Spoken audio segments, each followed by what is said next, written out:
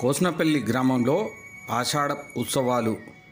ఆషాఢ మాసం ఉత్సవాలలో భాగంగా జైత్యాల జిల్లా కేంద్రంకు సమీపంలోని గొల్లపల్లి మండలంలో గల కోస్నపల్లి గ్రామంలో కాశీలో ఉండే కాలభైరవ స్వామి ప్రతిరూపంగా కొండపై వెలిసి భక్తుల పాలిట కొంగు బంగారమై అలరారుతున్న క్షేత్రంలో అమావాస్య ఆదివారం పుష్యమి నక్షత్రంతో కూడుకున్న అమృత సిద్ధి యోగం ప్రదోషకాలంలో కాలభైరవ స్వామివారికి పంచామృత అభిషేకం, అష్టోత్తర శతనామ పూజ, అన్నదానం జరిగింది. ఈనాటి ఈ కార్యక్రమంలో ఆలయ అర్చకులు, ప్రముఖ పౌరాణిక వేద పండితులు, బ్రహ్మశ్రీ సభాపతి తిగుళ్ల విశ్వశర్మ, సంతోష్ ఆచార్య, సామాజిక కార్యకర్త తౌడు రామచంద్రం, భక్తులు, మాతలు తదితరులు పాల్గొన్నారు. అష్టభైరవ టెంపుల్ ఇప్పుడు మనం చూస్తున్నది కపాల భైరవ టెంపుల్. ఈ కపాల భైరవ టెంపుల్, ఈ అష్టభైరవుడు అంటే అష్ట దిక్కుల నుంచి వచ్చే కష్టాల నుంచి తొలగించేవాడే కాలభైరవుడు. ఈరోజు ఆదివారం, అమావాస్య, పుష్యమి నక్షత్రం అతి శ్రేష్టమైనది. ఈరోజు ఎవరైతే భైరవుణ్ణి, శివుణ్ణి ఆరాధిస్తారో వారికి సకల కష్టాలు తొలగిపోయి సుఖ సంతోషాలతో, ఆయురారోగ్యాలతో, అష్టైశ్వర్యాలతో తులతూగుతారు. వారి యొక్క కష్టాలను తొలగించడానికి కోసమని మన జైత్యాల దగ్గర ఈ గ్రామంలో ఉన్న ఈ భైరవ టెంపుల్లో మనం దర్శనం చేసుకొని ఈ పుష్యమి నక్షత్రం రోజునాడు పూర్వకాలం కొత్త కోడళ్లకు గౌరీ వ్రతాలు చేయించేవాళ్ళు. ఆ విధంగా ఈరోజు పుష్యమి నక్షత్రం, ఆషాఢ మాసం తెల్లారితే శ్రావణ మాస ప్రారంభం. ఈ యొక్క చివరి రోజునాడు, ఈ పుష్యమి నక్షత్రం రోజునాడు ఆ స్వామిని యొక్క సేవిస్తే మన యొక్క కష్టాలు తొలగిపోయి ఆ యొక్క కాల భైరవుని యొక్క అనుగ్రహం కలుగుతుంది. సర్వే జనాం సుఖినో భవంతు. నిత్యమద్వితీయమిష్టదైవతం నిరంజనం భైరవం భజే. అట్టహాస భిన్న పద్మజాండవిదాయకం కపాలమాలికాదకం కాశికాపురాధినాథ కాలభైరవం భజే. భూత సంగనాయకం విశాల కీర్తిదాయకం కాశీవాసలోక పుణ్య. ఒకనాడు నేను గొప్పవాడిని అంటే నేను గొప్పవాడిని అని అనుకుంటారట. అటువంటి అహంకారాన్ని తుంచడానికి సాక్షాత్తు పరబ్రహ్మ స్వరూపమైనటువంటి ఒక పరమశివుడు అక్కడ ఒక అగ్ని కోణంగా, ఒక లింగంగా ఉద్భవించి అందులో నుంచి ఒక రూపాన్ని పొందినాడు. పొందితే ఆ లింగ రూపాన్ని చూసి బ్రహ్మదేవుడు ఒకసారి ఒక నవ్వు నవ్వినాడట వెటకారంగా. ఓహో, నన్ను చూసి నవ్వుతున్నావా అని చెప్పి ముఖాలుగా ఉన్నటువంటి ఒక ఆ వేదముఖాలతో పాటు పైన కూడా పంచముఖ బ్రహ్మ అని బ్రహ్మదేవుడికి 5 ముఖాలు ఉంటాయి. ఆ 5 ముఖాల్లో తన గోటి చేత 2 భృకుటీల మధ్య నుంచి కోపం వచ్చేసరికి శివుడి మధ్యలో ఒక రూపం అవతరించింది. అదే ఇక్కడ ఉన్నటువంటి కాలభైరవ రూపం. ఆ భైరవ రూపం చేత తన గోటి చేత 5వ శిరస్సును తుంచినాడు. విష్ణుమూర్తి ఉండగా సాక్షాత్తు బ్రహ్మదేవుని యొక్క 5వ శిరస్సును తుంచితే అది చేతిలో ఉంది ఒకటి కపాలం. ఆ శిరస్సు తన చేతికి తాకి ఎక్కడైతే దీనికి ఉపసంహరణ జరుగుతుంది అని బాగా ఆలోచన చేసినాడట. ఇది ఒక కథనం. ఇంకొక కథనం, సాక్షాత్తు పార్వతీ పరమేశ్వరుడు యొక్క కళ్యాణం జరుగుతూ ఉంది. అమ్మవారి యొక్క అందాన్ని చూసినాడు బ్రహ్మదేవుడు. ఎందుకంటే శివుని వైపుడు బ్రహ్మదేవుడు కనుక, అమ్మవారి వైపు ఉండే పురోహితుడు గర్గుడు కనుక, ఆ బ్రహ్మదేవుడు ఏం చేసినాడంటే అమ్మవారి యొక్క సౌందర్యాన్ని నేను ఏ విధంగా చూడాలి అని తన మనస్సు వికలత చెందితే అప్పటికప్పుడు తన భృకుటి నుంచి వచ్చినటువంటి రూపమే భైరవ రూపమై వేలితో ఒక బ్రహ్మత్వంలో ఉండి, ఆచార్యత్వంలో ఉండి ఒక శుభకార్యాన్ని జరిపించేటువంటి నీకు ఇటువంటి వికలత కలిగింది అని చెప్పి తన గోటి చేత శిరస్సును తీసివేసినాడు. 5వ శిరస్సు తీసివేసిన తర్వాత విష్ణుమూర్తి యొక్క ఆజ్ఞ చేత, మనం పిలిచింది ఆచార్య స్థానం కనుక ఎంతటి దుర్మార్గుడైనా మన మాటలతోటే ఉంచాలి, కానీ ఇటువంటి దోషాలు మనకు రాకూడదు. అయినప్పటికీ సాక్షాత్తు పరమశివుడైనా కూడా బ్రహ్మహత్య విడిపోయేటువంటి ఆ శిరస్సేరుల్లో అది భిక్షా పాత్రగా మారి ఆయా ఇళ్లలో భిక్ష ఎత్తుకుంటే, ఎప్పుడు భిక్ష ఎత్తుకొని నీవు కాశీ పట్టణానికి చేరుకుంటావు అప్పుడే నీకు మోక్షం కలుగుతుందంటే అన్ని ఇళ్లకు వెళుతూ వెళుతూ వెళుతూ విష్ణులోకానికి వెళ్ళినాడట. వెళ్ళేసరికి వైకుంఠంలో ఉండే పరమాత్మ ఈయనను చూడగానే లక్ష్మీదేవి ఒక్కసారి భయపడిపోయిందట ఈ రూపాన్ని చూసి. భయపడితే ఆయన ఎవరో కారణమో సాక్షాత్తు పరమశివుని అంశతో అందరికీ భిక్ష జ్ఞానంగా ఇచ్చేటువంటి ఆయన మన దగ్గర భిక్ష పెట్టడానికి వచ్చినాడు కనుక లోపలికి పిలిచి పాల ప్రక్షాళన చేసి విస్తరాకులు అన్నం పెడితే విస్తరాకులు తినని అంటాడు, బంగారు పళ్ళెలో పెడితే తినను అంటాడు. ఆయన దగ్గర ఉన్నటువంటి మహాత్మునికి చేసే నివేద అమృతం ఏదుందో ఆ నివేదన అమృతాన్ని తాను తీసుకునే ఈ గోటికి ఉండేటువంటి కొద్దిగా ఊళ్ళను ప్రారంభం చేసింది. ఇస్తే కేవలం ఒక్క కాశీలోనే కాకుండా ఏ క్షేత్రాలు మన ఊర ఒక భైరవ స్వామికి ఇక్కడ అభిషేకం చేసి ఇక్కడ ఉండే నలుపు రంగు అర్చన చేసుకుంటారు. మరి ఆషాఢ మాసంలో అమావాస్య రోజు ప్రదోష కాలం అంటే పరమశివునికి ప్రీతి. సమస్త కోటి దేవతలంతా కైలాస పర్వతానికి వెళ్ళి శివుడు చేసేటువంటి నాట్యాన్ని, అమ్మవారు చేసే లాస్యాన్ని చూడడం కోసం అక్కడికి వెళ్తారు కనుక అటువంటి ప్రదోషకాలం అయ్యే వరకు ఎదురు చూసి మనం ఈనాడు ఇక్కడ ఉండేటువంటి భైరవ స్వామిని ప్రార్థన చేస్తే ఏం పోతాయంటే మొట్టమొదటిసారిగా అన్నం పెడితే ఆకలిపోతుంది.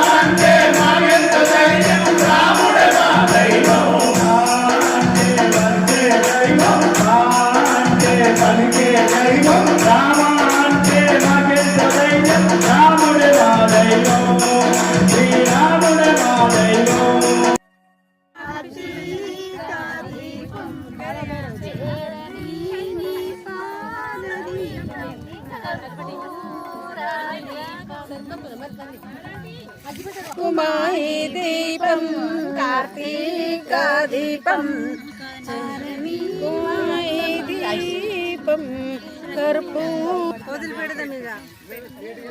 నువ్వు ఆగమ్మ నూకుడు మరి కాదు వచ్చేసేపు తీసుకుంటాం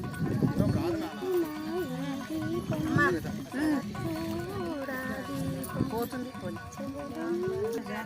మెల్లగా కింద పెడదాం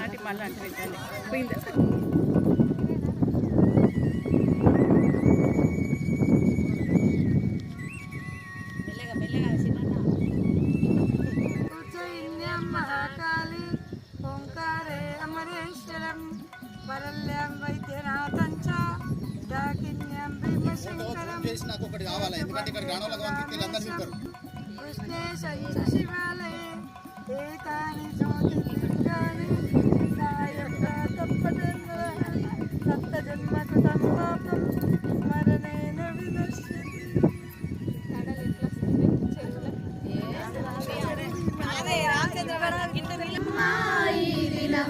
ఎంత సుదినము కనులు నిన్ను పదే పదే చూడగోరుచున్నవి, తరములు వాటంతటవే నీకు మొక్కుచున్నవి.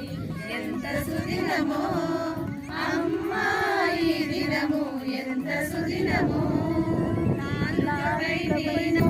అమ్మా ఈ దినము, ఎంత సుదినము.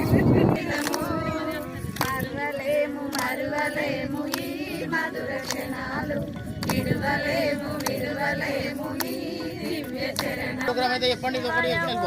నమః శివాయ ఓం నమః శివాయ ఓం నమః శివాయ ఓం నమః శివాయ ఓం నమః శివాయ ఓం నమః శివాయ ఓం నమః శివాయ నమః శివాయ ఓం నమః శివాయ నమః శివాయ హర హర శివ శివ నమః శివాయ శివ శివ శివ శివ శివాయ ఓం నమః శివాయ.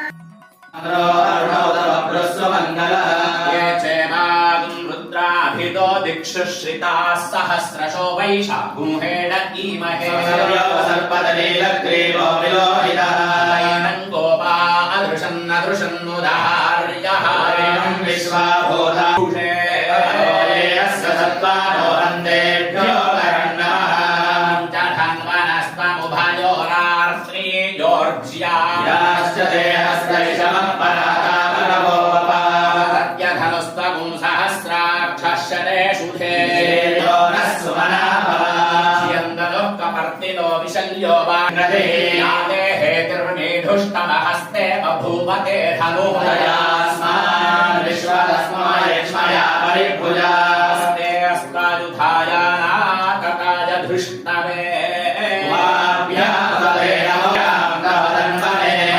धन्वनो हेतिरस्मान् शम्भवे नमः नमस्ते अस्तु भगवन् विश्वेश्वराय महादेवाय त्र्यम्बकाय त्रिपुरान्तकाय त्रिकाग्निकालाय कालाग्निरुद्र नीलकण्ठाय मृत्युञ्जयाय सर्वेश्वराय सदाशिवाय सर्वकुमाराय शङ्के श्रीराणां पदये नमो नमो शङ्के ऐश्वर्यवते तस्कराणां पदये नमो नमो वञ्चते परिवञ्चते स्नातव्योष्णतां पदये नमो नमः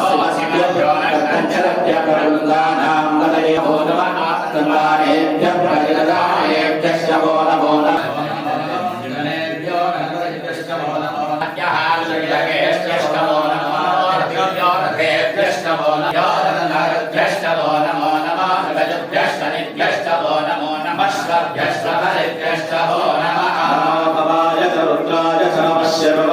पशुपतये धन्वनेश नमो गिरिशाय च शिविविष्टाय च नमो मेढुष्टमाय क्षेम्याय च नमो पुरवर्याय च कल्लाय च नमः आशुषेणाय च आशुरथाय च नमः शूराय च सेनाय च नमो दुन्दुभ्याय च रम्याय च नमो विष्णवे च प्रभुषोद्याय च सरस्याय च नमो नाद्याय च वैशिष्टाय च नमः गोप्याय च वट्याय च नमो दस्याय च वस्याय च नमो मेघ्याय च विद्युत्याय च वास्तव्याय च वास्तुपाय च सोमाय च रुद्राय च नमस्काराय च अरुणाय च शृंगाय च शोभने च उग्राय च भीमाय च नमो अग्रे पधाय च गुरे पधाय च नमो अङ्गे च हनये च नमो ऋषेभ्यो हरये च वस्तये च नमो गोष्ठ्याय च विद्याय च वस्तव्याय च श्रीरामसाभिदेवने संस्कृता बाहुवस्तवैवयः तेषाय नमः शिवो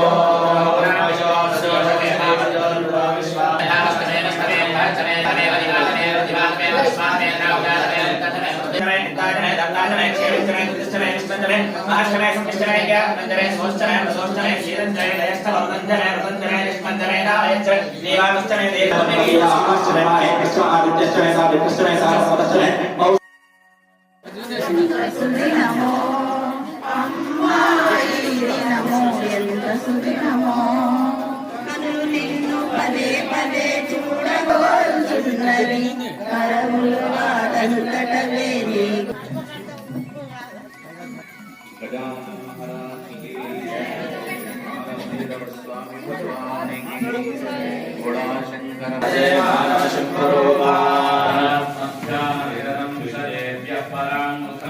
शास्त्रेषु निष्णातं चन्द्रशेखर भारती तथा विनवपूर्वन्तं विद्या वेदान्ततत्त्वज्ञं विदुशेखर भारती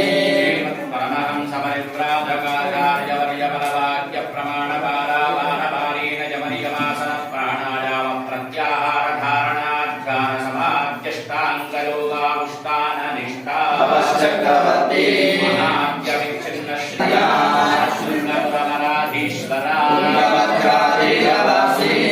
विद्याशंकर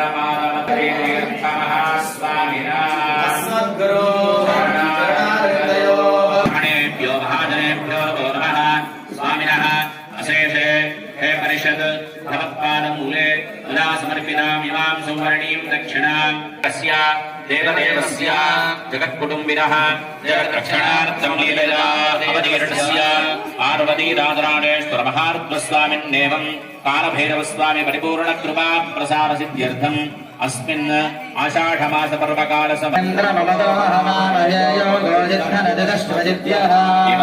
यज्ञं विहवेरुषस्वास्य कुर्मो हरिवो मेदिनन्द्रा यशिवो नाम रूपाभ्यां या देवी सर्वमङ्गला संस्मरणात्मं सां सर्वतो जयमङ्गला हृदयस्थो भगवान् मङ्गलायतनो हरिः नमस्तेषां जगस्तेषां कृतस्तेषां पराभवान् देवस्यामो हृदयस्थो जनार्दनः नाममहत्कारं सर्वसम्पदानि नामानि यः पठेत् शृणु नमः ईश्वराभ्यां नमः हिरण्यगर्भाभ्यां नमः पुरन्धराभ्यां नमः वसिष्ठाभ्यां नमः सीतारामाभ्यां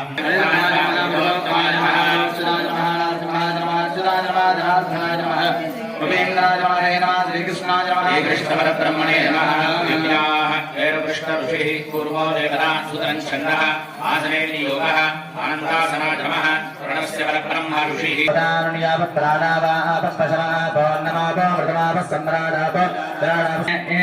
पुरोहितं विघ्नस्य देवमृत्युजो नायाजिवे शन्नो देवेरविष्टया आत्मामित सम्प्रोक्ष्य यस्मदेत्पण्डरेकाक्षं समाप्याभ्यन्तरशुचिः निर्विघ्नेन प्रथमाप्यर्थं महागणाधिपतिस्मरणं च करिष्ये ज्येष्ठविमुक्तिसाधकं कणाधरावतं सकं विलासिलोकरक्षकं विनायकं नमामितं विनायकं नमामितं विनायकं गजानन महाराज की महागणाधिपतये नमः सकल पूजा परिपूर्णार्थे गन्धहरिद्रा कुङ्कुमाक्षर पुष्पदीपदीप नैवेद्यैरभ्यर्च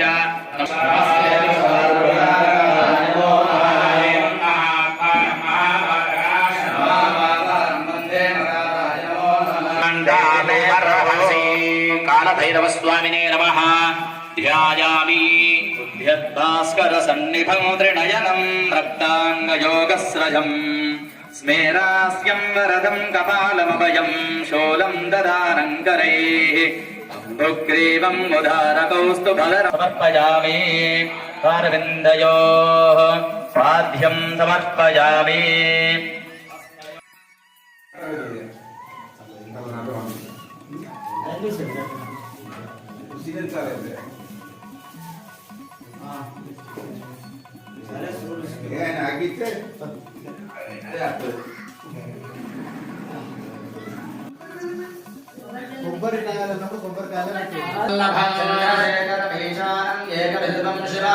नागाधिराज वलयं नागहारेण भूषितं जय गंगा